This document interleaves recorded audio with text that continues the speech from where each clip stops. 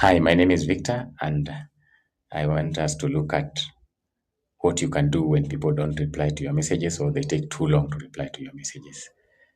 And when I started working, and sometimes even today, one of the things that has always held me back at my work is slow response or slow feedback because you send out an email or maybe some message asking for certain information that you're supposed to use on another project, and it takes a whole lot of time before you get that information, and therefore it makes you delay on your timelines. It delays your work. It makes you feel a bit overwhelmed towards the end of every project because you have a lot of work to do due to information coming in a little bit later when time is far much spent. So I took time to study or to just find out why do people reply late. And one of the things that I discovered is that people naturally take longer to reply to emails than they will respond in a conversation. And then number two, I also discovered that some people check emails maybe like only twice or thrice in a day because of the nature of their work, and therefore they might not be able to reply to your messages as fast as you would like. And then number three is just related to number two.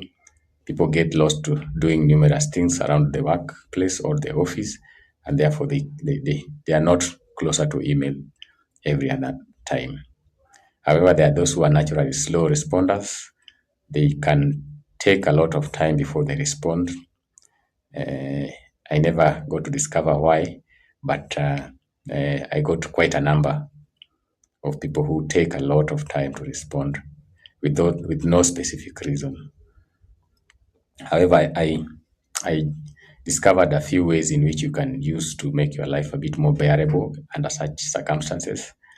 And one of the things you can do is just be clear in your communication, be specific on what you need, why you need it, and at what time do you need it. For example, if it's a budget that you want to incorporate into a proposal and you wanted it to be done by accounts, for example, you can tell them that I need this budget by maybe 2 o'clock so that I can be able to add it to the proposal and submit it by 5 or maybe 4:30 so that they know the expectations from the word go. And then make sure that the dependencies are visible.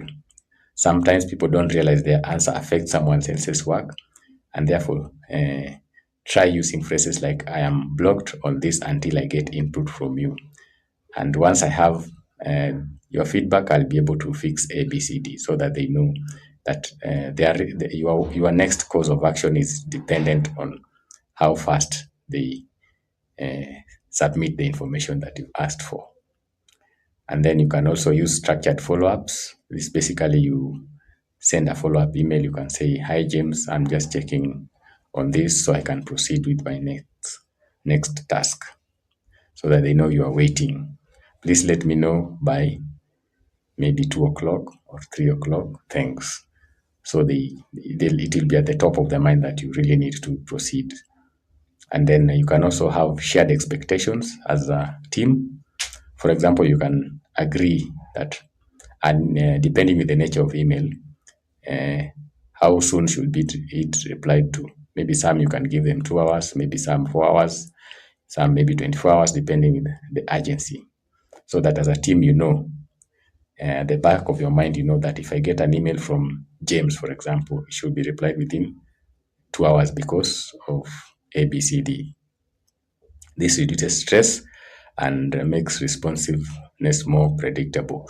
So that you always expect that James will, if James needs a proposal or an email, he sends you a proposal, you need to reply by in the next 2 hours, for example, or in the next 1 hour. So it makes work easier for the rest of the team to know. And then pick the right mode of communication. For example, just like I had mentioned, some people might not be closer to email, and therefore you might need to make a short call, make a face-to-face check-in, a quick instant message maybe, so that you get the information that you need in real time, quick.